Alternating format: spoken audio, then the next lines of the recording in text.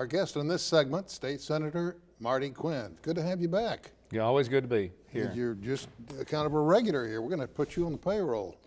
Oh, you need more talent than that. Well, you wanted to be in the legislature. You're there. You guys have a $1.3 billion deficit. What are you doing about it? Well, at this point in time, I think what you see on both the House and on the Senate is that that $1.3 billion budget hole, everybody's kind of looking at everybody else's rock to fill it with. So the process that we're going to have to go through is ultimately see, whose rock that we're going to use. And I know that that's a simple phrase, but the reality is the closer that we get to the end of May, we've got to come up with some solutions. And for myself and Senator Mazie, is the chairman of finance. I'm vice chair. Our focus has been on tax credits. There's a number of different areas, but we spend about $2 billion on tax credits. A big portion of those are very valuable to the state, and those are going to be things that we support. There's also some that we spend a significant amount of money on that we need to make some adjustments, and we're going to try to do that in the form of either elimination or a cap or a reduction of some type, so that we can come up with hopefully a few $100 million to help, so that we're not having to use as many reoccurring dollars from different areas. Marty, the state chamber has long been considered to be in lockstep with the Republican Party. They promote business. That's their role primarily. But at this point in time, they're kind of rearing back saying, hey guys, we got to do something about education, because without a solid base of education, we're not going to attract business. Now, I know the governor yesterday signed 2 measures that gives us the authority to take money out of the rainy day, which will go to both the schools and to prisons. But it's not enough. What are we going to do? Well, we've done an excellent job of protecting education. There's not a segment of any agency in state government that has been protected more, for example, than common education. You go back to the high water mark of 2009, common education has been held to less than a 2% reduction. You look at all the other agencies, and many of those have faced in excess of 20, sometimes close to a 30% reduction. Well, still, sir, we have a teacher shortage. We have classrooms that are quickly becoming overcrowded. Some schools are talking about, even with the additional funds from the rainy day fund, they're still talking about a 4-day week. If we get through July without any serious cuts, there are going to be more cuts starting the next year. Is that going to fall on education? As years passed, we're still trying to do everything that we can to make sure that that burden does not fall on education. Everybody likes to point the finger to all the other areas, other states around us that supposedly have a system that's much, much better than ours. But when you look at Arkansas, they have 260 school districts. They pay their teachers more. When you look at Louisiana, Missouri, Oregon, Kansas, New Mexico, Colorado, you just take your choice. We rank 10th in the U.S. in the number of districts and superintendents. So we've got to put all options on the table. You can't pick and choose when we're in the type situation that we're in. A couple of things too is that we're dealing with things that hindered us from way back in the 80s and the 90s. Last year we put $316 extra million into the teachers' retirement program. The reason we had to do that was for years ago there was an excess of $300 million that was taken out of teachers' retirement.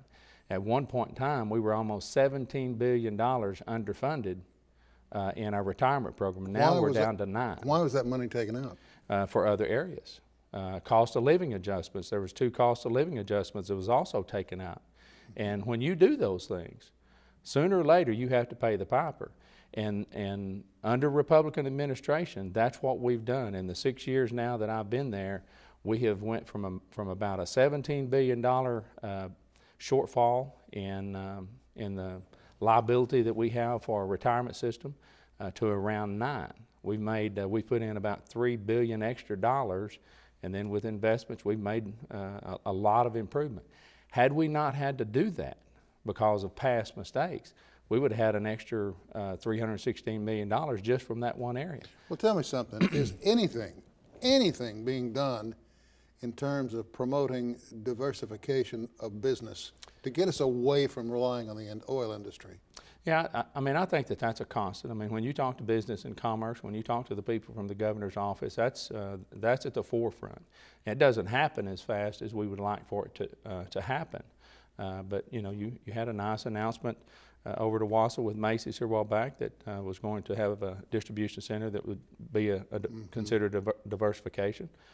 But you know, you heard the news yesterday about Williams and the possible moves that they're going to make to Texas. So Texas, we're going to lose that tax base. It's a constant battle, yeah. But it is something that I know that the governor's office and many of the people in business commerce are looking at. I know back in the 80s when the farms were going belly up right and left, and it was very common to see a truck pulling a horse trailer with all their belongings, everything they owned, and a sign on the side that said, "Lost the farm." I remember that very clearly.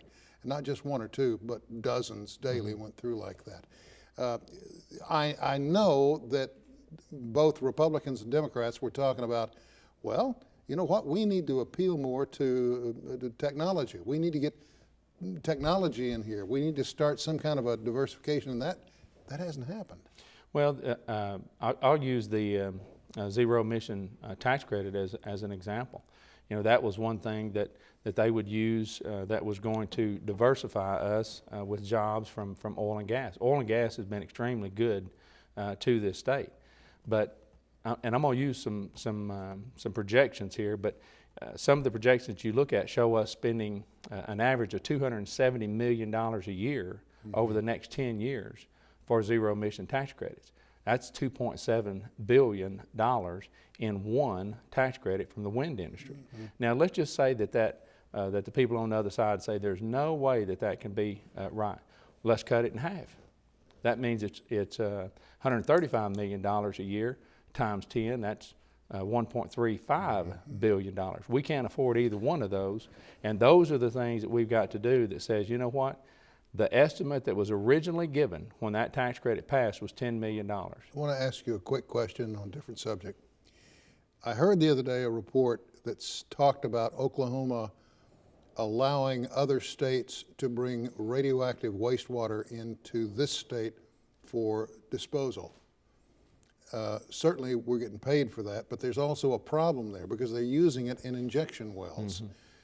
Can that be stopped, or should it be? I think so. I haven't heard about the radioactive material, but I do know that there are people that are supposed to have been bringing their wastewater across state lines and putting it into the injection wells. I have heard that. I know that. No, I don't mean all radioactive, but I mean all wastewater. No. Some of it, I'm told, is radioactive. Some of it would be too much for me. Yeah, me too. So I wouldn't be interested in supporting that. I definitely think that the injection wells have a lot of problems, including earthquakes. Marty, we're out of time. Okay. Will you come back? Absolutely, anytime. I appreciate you very much, Sam. Good to see you again, buddy. Always good to be here. All right, my friends, that's all the time we have for this edition of Green Country Perspectives. I'm Sam Jones. Thank you for joining us, and we'll see you next time.